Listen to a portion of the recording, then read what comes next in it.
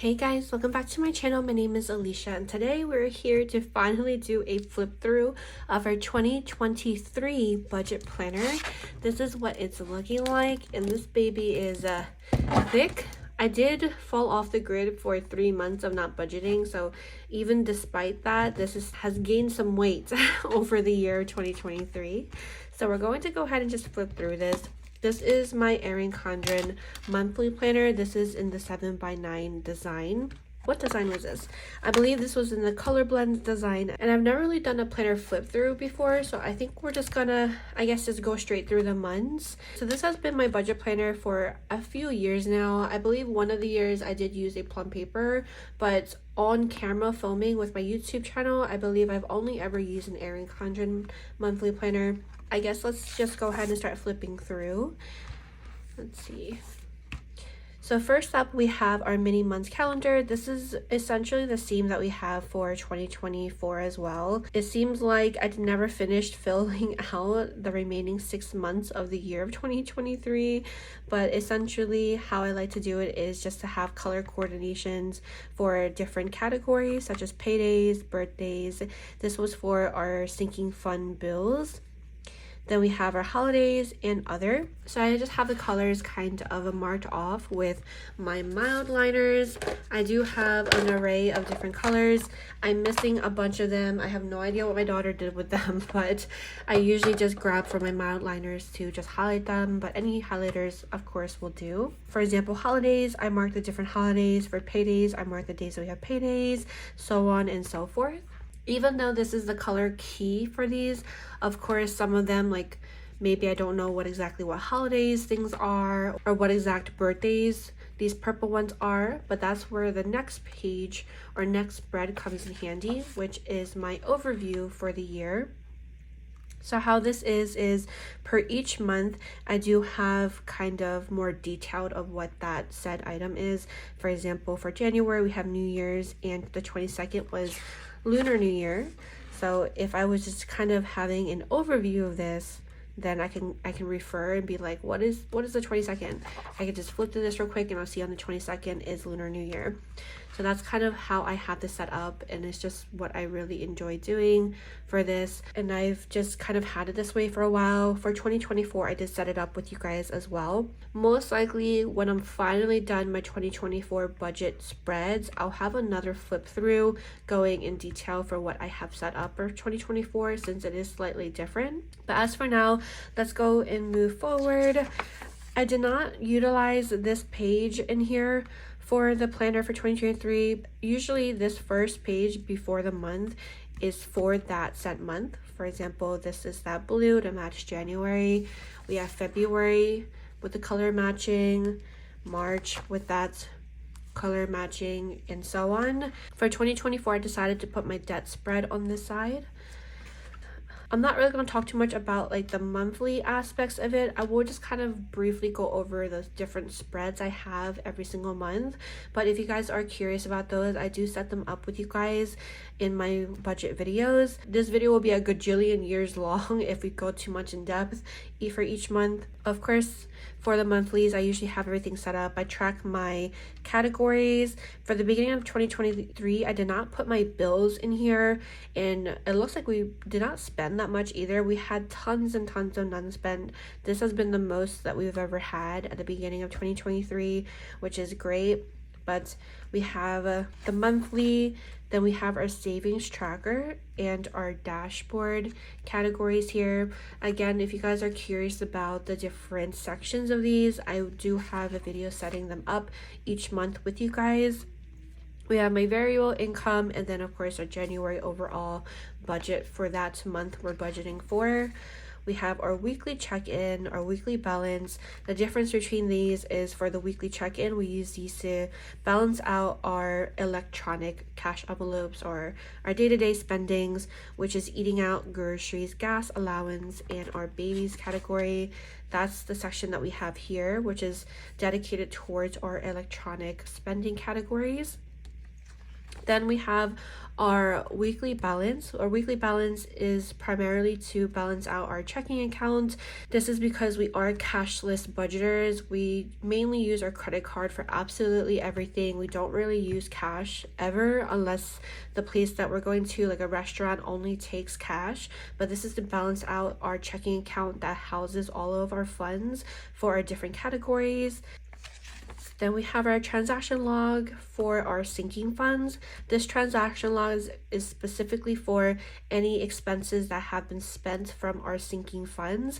Our sinking funds is really just kind of like a savings account, but that savings account broken down is to fund a multitude of different categories, like for car insurance or sewer and water, Christmas category, medical, or dates, things like that. These are not things that we really use from day in and day out. That's kind of why our sinking funds is separated out from our cash, from our electronic cash envelopes, since these are the ones we primarily focus on every single month, while these can be kind of run on savings accounts for different categories.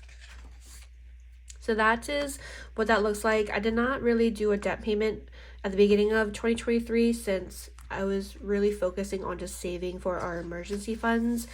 But I'm going to just do a flip through for the rest of the categories for the year, or the rest of the months for the year, just to show you guys the different spreads, or not the different spreads, but like I guess the different designs from 2023. And I don't know if you guys care for this too much, but I always think it's pretty cute to see people's different planner spreads. I love this April seashell color. I honestly think I might bring this back. I'm thinking of probably in 2025 bringing back like some permanent designs at least once a month, but I guess it'll kind of depend on life, since I do also work full-time. And then we also have 2 babies, 2 under 2. So we'll just have to see how things go. Oh, and it looks like June was my first debt payment setup. And that is also on YouTube as well, on my channel. July is kind of when I fell off the grid. I didn't even finish this spread, but I believe that this is around the time I got pregnant with our second child, and I just was not feeling it. Life was just hitting really hard, and I fell off of budgeting. So this was for the whole July, August, and September. But we did pick things back up for October, which I'm very proud of. And we did start finally tracking our bills for each month. And I have really been enjoying that as well. So let's see, we are now in November. I do hope I'm not flipping too fast, but these spreads are all on YouTube as well though, if you guys did want to see anything in depth or have me talk about anything in depth. This was my Christmas gift list. This was not ever released in the shop, but it was I believe it was a freebie for Black Friday 2023. I will be bringing this to the shop for Christmas gift list this year. I will be bringing this sometime soon in the near month or 2 releases, for those of you who like to plan for Christmas gifts early like I do, just because sometimes I feel like an idea pops up and I just want to write it down before I forget, because by the time Christmas rolls around I feel like I can't think of anything or any good gifts. That is set up here. Then we have our December. I absolutely love the month of December. I know I've said that so many times while setting up our December spreads, because the holiday December season, it makes me really happy, but at the same time kind of sad. I'm not quite sure what that's about, but all right, so now we got through all of those, and we're going to go ahead and flip through our back of the planner for our different budget spreads that we have set up for each year. Of course, we have our 2023 emergency funds, and we set this up for 2024 as well. 2024, we did have an increase of bills, so that we did account for, which means, of course, our emergency funds per a month, 3 months, 6 months, and a year has increased. So that is a brief talk about this spread. We have our quarter one budget. We always goal ourselves to have a set budget for each quarter. I did try it for a year before, but I found it very discouraging because I have a horrible habit of going over budget, or something happens, something unbudgeted or emergency happens, and then our whole set budget that I had, it feels like I'm playing catch up the whole entire year and I'm never able to achieve it. So we have it for every single quarter. So when the new quarter starts, it's kind of like a refresh on our budget, a restart, and hopes to be able to do a little bit better for a budget for that quarter. But we have quarter one along with the sinking funds. I do have to set up our quarter two budget for 2024, and that video should be coming up soon, if not next, possibly. And I'll be explaining these two spreads a lot more in that video. Then we have quarter two, we have quarter three, and this was for July, August, September. This is the one that we kind of failed on our budget, one of our budget fails. So this is not filled out. And of course, quarter four. I realized I never finished filling out the final results for quarter four because I ended up at the beginning of the year just preparing for a baby while dealing with some work stresses. So I need to fill this out. So I'll probably do this after this video. But then what do we have next? We have our bills for 2020 all the way up to 2023. I like to track our bills for all of the previous years, or at least for the last 4 years, just to track any type of patterns or habits. I really do like seeing how the seasons affect our gas and electric bill, whether it's in the beginning of the year, middle of the year, summer, winter, and as well as seeing how it changes over the years. This is definitely something that you guys don't have to do. I just personally really like doing it. And of course, all of these spreads, I do know that some of these are definitely very excessive, but that's just what brings me joy. This is how we really like doing our budgets. I definitely did not start off like this when we first started budgeting. We started off very easy with simple things that we had to remember each month. But I guess as the years went by, I slowly added more and more spreads, or more and more different ways to view our budgets and different ways to view our results as time went on. So this is kind of where we're at right now. So I do know that it's a lot, but we definitely did not start off like this in our budget journey. I definitely can do a video for like how we began budgeting, like how we started budgeting at the very beginning, because it was very simple. I don't know if you guys would be interested in that, but definitely let me know and I can try my best to do like a video for it. But anyway, so this was our bills overview. Then we have our debt overview for both mine and my husband's. He was at Great Lakes before, but now it's at Nelnet. These are all of our student loans, and we had quite a bit of student loans. We've been slowly tackling them down as the months go on, and honestly, I feel like I just can't wait to get rid of these. These are our primary focus for the year 2024, but right now we're not really going too strong on them since we do have upcoming medical bills from our baby's birth. But that is what these overviews look like. I do have to set these up with you guys too for 2024. And we'll talk about of course, the updates and the differences that we're starting with now. And that information will be going over in that video. So I am looking forward to filming that video as well, since I love seeing how our debt has changed. And the next spread we have was our savings challenge for 2023. We had MyOliveBlue that we played with quite a bit. And I think in June, we switched to something else. What did we switch to in June?